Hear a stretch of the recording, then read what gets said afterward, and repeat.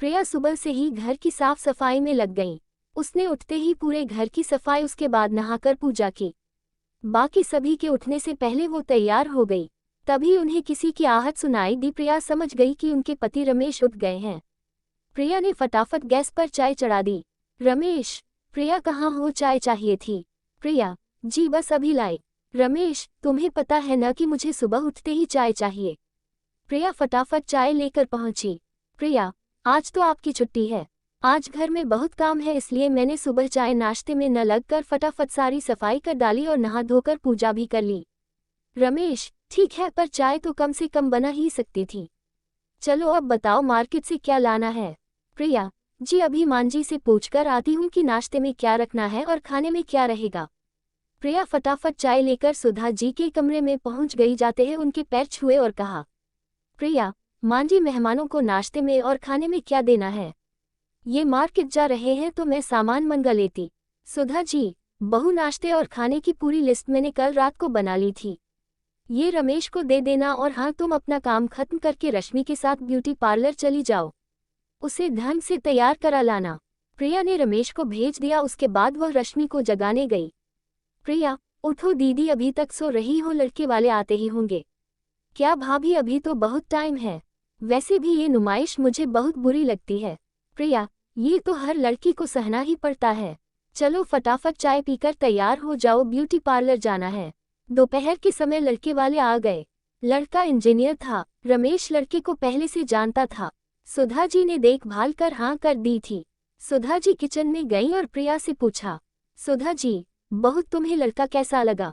प्रिया, मांझी वैसे तो सब ठीक है, लेकिन इनका स्वभाव कुछ पसंद नहीं आ रहा है। आप ठीक से बात कर लीजिएगा, मेरा मतलब है दहेज वगैरह की क्या डिमांड है।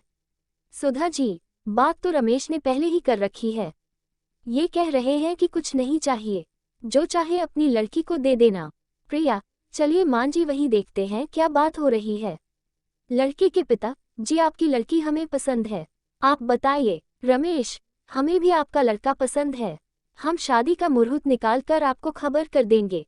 प्रिया, अंकल जी बुरा न माने तो एक बात पूछें। पिता, हाँ बेटा पूछिए। प्रिया, आपकी कोई डिमांड हो तो अभी बता दीजिए। पिता, नहीं बेटा, हमें कुछ नहीं चाहिए। बाकी आप समझदार हैं, जो चाहे अपनी बेटी को दे दीजिएगा।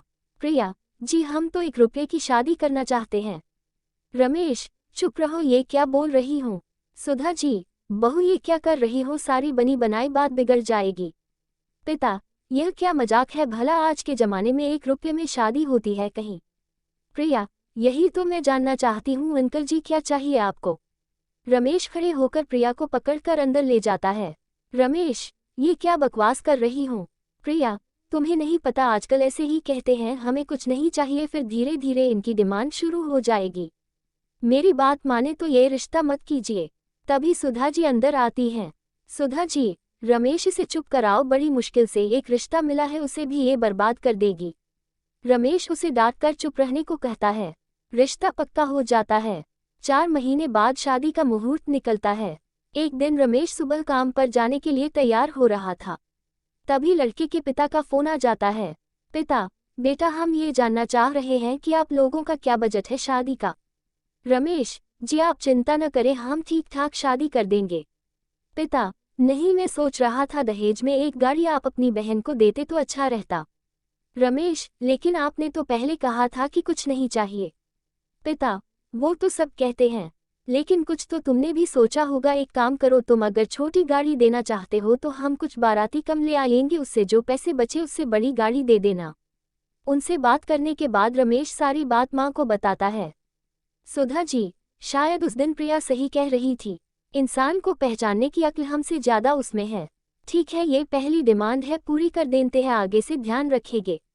लेकिन बात यही नहीं रुकी। जैसे जैसे शादी का दिन नजदीक आता जा रहा था, उनकी डिमांड बढ़ती जा रही थी। रमेश एक दिन घर पर बैठा था। सुधा जी, बेटा क्या बात है, लड़के वालों ने फिर कोई डिमांड रख दी। रमेश, नहीं माँ, बात यह है कि हमने शादी का जो बजट तय किया था, शादी में उससे 3 गुना ज्यादा पैसा लग रहा है। मैंने कर्ज भी ले लिया, लेकिन लड़के वाले ऐसा बर्ताव कर रहे हैं जैसे हम कोई बहुत बड़ी गलती कर रहे हैं। मेरी बात मानिए, शादी के लिए अभी मना कर दीजिए। रश्मि के लिए बहुत अच्छे रिश्ते मिल जाएंगे। इन मुंह हमेशा फत्ता रहेगा। लेकिन सुधा जी और रमेश बदनामी के डर से लड़के वालों की हर डिमांड पूरी करते रहे। शादी के दिन सभी बहुत खुश थे। जैसे ही बारात आई सबने बारात का स्वागत किया। रमेश बहुत डरा हुआ था कि कहीं विदा से पहले एक और नई डिमांड न निकल आए।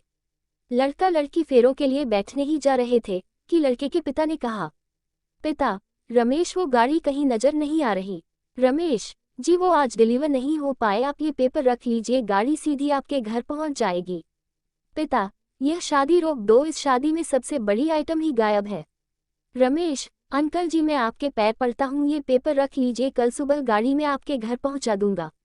पिता नहीं ऐसा नहीं हो सकता। सुधा जी और रश्मि रो रही थी। इधर रमेश परेशान था कि क्या करे। तभी प्रिया सामने आई। प्रिया अंकल जी गाड़ी आ गई, वो देखिए। तभी सामने पुलिस की गाड़ी आकर रुकी। उसे देखकर लड़के के पिता डर गए। पिता कोई बात नहीं, घर की बात है, गाड़ी कल भेज देना। प्रिया नहीं अब यह शादी नहीं होगी। रमेश प्रिया तुम सही कह रही थी, ये लालची लोग कल मेरी बहन को मार देते। पुलिस ने दहेज के इल्जाम में बाप बेटे को अरेस्ट कर लिया। इस तरह एक भाभी ने अपनी नंद को बचा लिया।